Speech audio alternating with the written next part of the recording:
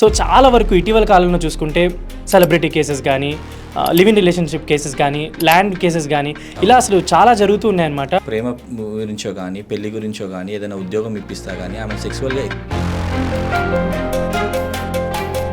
అదే ఒక అబ్బాయి మీద ఎలిగేషన్ వచ్చిందంటే అన్లెస్ ప్రూవ్ అయ్యేంత వరకు కూడా అతను సమాజం దృష్టిలో అసలు నిజంగా తప్పు చేసిన వాళ్ళ అని ఒక ఫీలింగ్ వచ్చేస్తుంది. అబ్బాయి మనీ పెట్టి ఉంటాడు, ఎందుకంటే మానిటర్ ఎక్స్ప్లాయిట్ అయిందని అబ్బాయి అంటాడు. అమ్మాయి ఏమంటాడు, నన్ను వాడుకో. జానీ మాస్టర్ కేసు కానీ, రాజ్ తరుణ్ కేసు కానీ, హర్ష సాయి కేసు కానీ ఇవన్నీ చూసుకుంటే ఒక ఫిమేల్ వచ్చి కేసు పెట్టినవే. ఉమెన్ సేఫ్టీ కోసం ఈ సెక్షన్ ఉంది కాబట్టి తస్మాత్ జాగ్రత్త అని చెప్పొచ్చు. యూత్ మేల్కి particular 10 years non bailable 10 years ఒకవేళ ప్రూవ్ అయితే. ఈ ఆన్లైన్ బెట్టింగ్స్ ఎక్కువ అయిపోయినాయి. అంటే నిద్ర లేస్తే ఒక్కొక్క న్యూస్ పేపర్లో కానీ, న్యూస్లో కానీ మనం వినేది ఏంటంటే బెట్టింగ్కి మరణించిన యువకుడు. ఈ యాప్స్ తయారు చేసే సంస్థలు మెయిన్గా సెల్ఫ్ డిసిప్లిన్ ఈజ్ ఇంపార్టెంట్. ఆ లోన్ తీసుకున్న పర్సన్కి కూడా బెదిరింపులు అనమాట. మీ ఫోటోలను, వీడియోలను. ఈచ్ పేపర్ చూడండి, ప్రతిరోజు న్యూస్ పేపర్లో మీకు ఒక సూసైడ్ అటెంప్ట్ ఉంటుంది. ప్రతి డే ఈనాడు పేపర్లో కానీ, సాక్షిలో కానీ. డబ్బులు కట్టలేక ఆత్మహత్య. లైక్ ఇప్పుడు పెళ్ళైన వైఫ్ అండ్ హస్బెండ్ ఉంటారు కదా, కొంతమంది హస్బెండ్స్ వెళ్ళిపోతుంటారు. మేబీ అది చీటింగ్ సమ్ ఇలా ఉంటాయి. భర్త యొక్క మెయింటెనెన్స్ యాక్ట్ ఏం చెప్తుంది అంటే భర్త భార్యను పోషించాలి. ఒకవేళ అమ్మాయే ఇతన్ని వదిలేసి వెళ్ళిపోతుంది అంటే భార్య కానీ భర్త కానీ ఒకరిని వదిలి ఒకరు వెళ్ళిపోయినప్పుడు మీరు రెండో పార్టీ నాకు ఈ కాన్జుగల్ రైట్స్ అనేది మిస్ అవుతున్నాయి.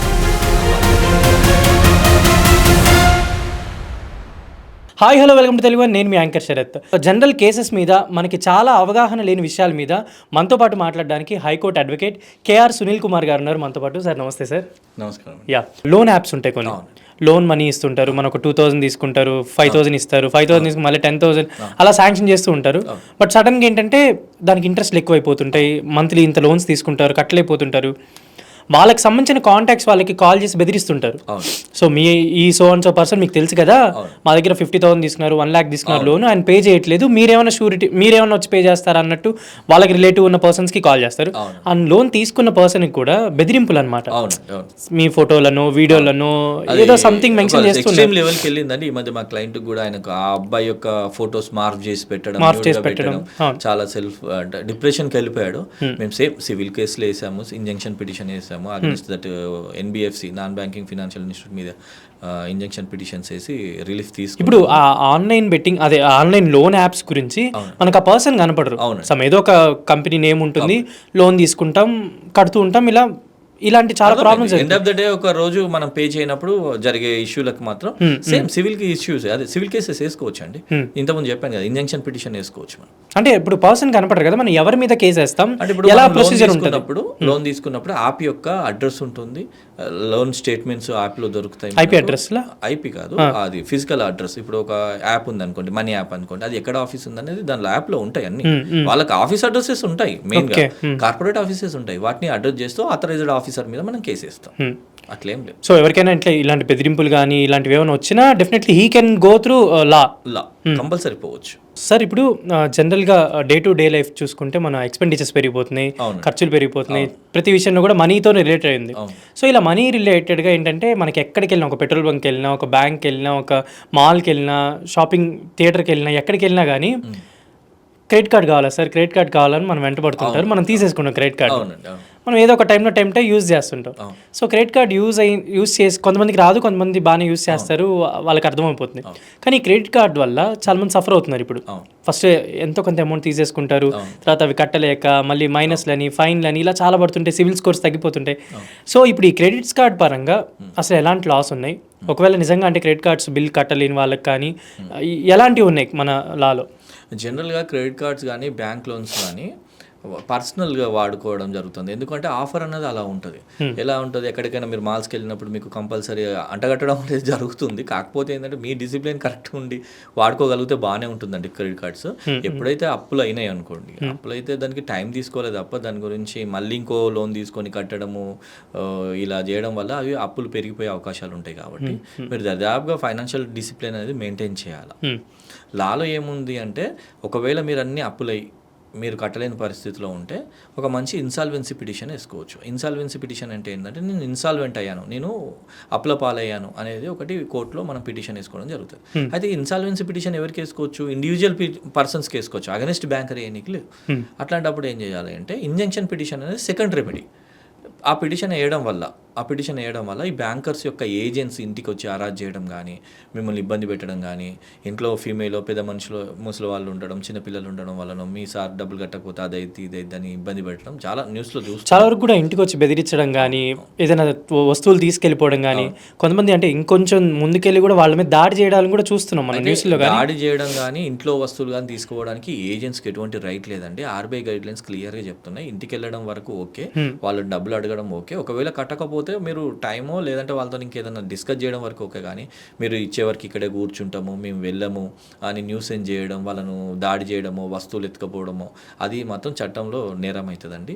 ఏజెన్సీ చేసే హరాస్మెంట్ని ఎదుర్కోవాలంటే మీకు దగ్గర పట్ల ఎవరైనా అడ్వకేట్స్ ఉంటే వాళ్ళ దగ్గరికి వెళ్ళండి. చాలా మంది అడ్వకేట్ చేస్తారు. ఇట్లా ఇంజంక్షన్ పిటిషన్ సజెషన్ ఇస్తారు, ఇంజంక్షన్ పిటిషన్ వేసి వాళ్ళ ఇంటికి రాకుండా కూడా చేసేందుకు నెంబర్ ఆఫ్ అడ్వకేట్స్ ఉన్నారు సిటీలో, మీకు సపోర్ట్ అయితే ఉంటుంది. సో అంటే ఇప్పుడు అలాంటివి ఎదుర్కొంటున్న వాళ్ళకి కానీ మీరు చెప్పేది ఏంటి సార్, సజెషన్ ఏంటి? నేనేమంటున్నా అంటే దగ్గరున్న అడ్వకేట్ దగ్గరికి వెళ్ళండి, వాళ్ళు కంపల్సరీ అడ్వైస్ ఇస్తారు కదా మీకు. ఇంజంక్షన్ పిటిషన్ ఎట్లా వేయాలి, టైం ఎట్లా తీసుకోవాలి, ఈ ఇంటికి వచ్చే వాళ్ళ దగ్గర ఆర్బీఐ గైడ్ లైన్స్ పాటించాలి, పాటించకపోతే వాళ్ళ మీద కూడా మనం కేసు వేసేది. ఏజెంట్స్ అనేది ఎట్లుంటారంటే బ్యాంకర్ కాదు అతను. బ్యాంకర్ ఏం చేస్తాడు, పలానా అమౌంట్ ఉంది, పలానా లిస్ట్ ఇచ్చేస్తాడు. ఆ లిస్టుని పట్టుకొని వీళ్ళు ఏం చేస్తారంటే ఇంటికి వచ్చి నాన్న రచ్చ చేయడం, కొంచెం దౌర్జన్యం చేసి కలెక్ట్ చేయడానికి ప్రయత్నిస్తుంటారు. సో అట్లాంటి వాళ్ళని డిఫెండ్ చేయాలంటే మీరు కంపల్సరీ పిటిషన్ వేసుకోవాల్సిందే కోర్టులో. సో వాళ్ళ మీద కూడా కేసెస్ పెట్టడానికి ఛాన్స్ ఉంటుందా? వాళ్ళ మీద ఖచ్చితంగా ఉందండి. వాళ్ళు ఒకవేళ పరిధి దాటి, లిమిట్ దాటి వాళ్ళు ఏమైనా అతిగా బిహేవ్ చేస్తే, ఆర్బీఐ గైడ్ లైన్స్ని ఎక్కడైనా అతిక్రమిస్తే, violation of the RBI guidelines, how to approach the client, అంటే బారోవర్ని ఎట్లా అప్రోచ్ కావాలి, ఏజెన్సీ యొక్క లిమిట్స్ ఏంది, ఏ టైం నుంచి ఏ టైంకి రావాలి. కొందరు 7 గంటలకు కూడా వస్తాడు, ఈవినింగ్ 7. యాక్చువల్గా టైమింగ్స్ ఉంటాయి దానికి, ఏ టైంలో రావాలని ఉంటాయి. అవి ఎప్పుడైనా అతిక్రమిస్తే వాళ్ళ ఫోటోలు వీడియోలు తీసి వాళ్ళు మాట్లాడే ఆడియో రికార్డ్ చేసి మనం ప్రైవేట్ కంప్లైంట్ వేయచ్చు. వీళ్ళు ఇట్లా వచ్చి నాకు న్యూసెన్స్ చేస్తున్నారు, వీళ్ళ మీద తగిన చర్య తీసుకోండి అని మనం కోర్టులో పిటిషన్ వేసుకోవడానికి అవకాశం ఉంటుంది, విత్ ఎవిడెన్స్. కాకపోతే చాలా మందికి అవగాహన ఉండక, అడ్వకేట్ దగ్గరికి పోక, వాళ్ళకి అంటే జనరల్గా ఎట్లుంటారంటే అడ్వకేట్ దగ్గరికి వెళ్ళి కన్సల్టేషన్ అనేది తీసుకోవాలి కదా.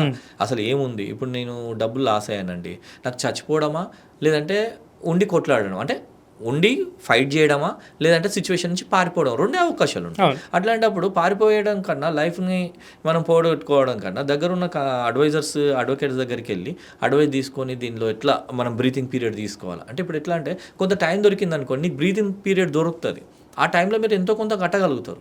ఒకటేసారి ప్రెజర్ పెడితే అతను కూడా సూసైడ్కే దారి తీసుకుంటారు. అవునవును, చాలా వరకు సూసైడల్ టెండెన్సీకి వెళ్ళిపోతున్నారు ఇలాంటి విషయాలు. ఈచ్ పేపర్ చూడండి, ప్రతిరోజు న్యూస్ పేపర్లో మీకు ఒక సూసైడ్ అటెంప్ట్ ఉంటుంది. ప్రతి డే ఈనాడు పేపర్లో కానీ, సాక్షిలో కానీ, డబ్బులు కట్టలేక ఆత్మహత్య, సూసైడ్. వాళ్ళందరికీ చెప్పేది ఒకటే, మీకు దగ్గరున్న అడ్వకేట్ దగ్గరికి పోండి, మంచి సొల్యూషన్ దొరుకుతుంది. ఎట్లా టైం తీసుకోవాలి, ఎట్లా ట్రాక్ చేసుకోవాలి, ఈ టైం కట్టడానికి ఎంత టైం తీసుకోవాలి, అంతా మీకు సొల్యూషన్ వాళ్ళు అడ్వైజ్ చేస్తారు. సో ఇలాంటి వాటికి భయపడద్దని అంటారు మీరు? చాలా అంటే ఒకటి సమస్యలో భయపడి పారిపోవడం అని నిలబడి కొట్లాడడమా, అంతే. పడి పారిపోయేటోళ్ళు ఎప్పటికీ గెలవలేరు.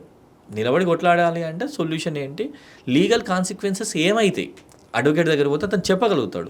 తర్వాత ఏజెంట్ ఏం చేస్తాడు, బ్యాంకర్ ఏం చేస్తాడు, అసలు పోలీస్ కేసు అవుతుందా దీని మీద, క్రిమినల్ కేసులు ఎప్పుడు కావు, ఇవి సివిల్ కేసులు. ఏజెంట్ ఏం చెప్తాడు, మిమ్మల్ని బెదిరియడానికి పోలీసులకి ఏం సంబంధం సివిల్ కేసులలో, ఎక్కడైనా సంబంధం ఉంటుందా సివిల్ కేసులలో పోలీసులకి? పోలీసులు కూడా చూడండి వదిలేస్తారు, వాళ్ళు పట్టించుకోరు, నాకు సంబంధం లేదు సార్ సివిల్ అంటారు. మీరు కరెక్ట్గా అప్రోచ్ అయ్యి మీ అడ్వకేట్ని పట్టుకొని పోలీస్ స్టేషన్ పోతే వాళ్ళు క్లియర్గా చెప్తారు, ఈ సివిల్ కేసు అండి, నువ్వు కట్టేది ఉంటే కట్టు, లేదంటే కోర్టుకి వెళ్ళిరా బాబు అని చెప్పేస్తారు, అంతే తప్ప వాళ్ళు ఏం చీటింగ్ అట్లా కేసులు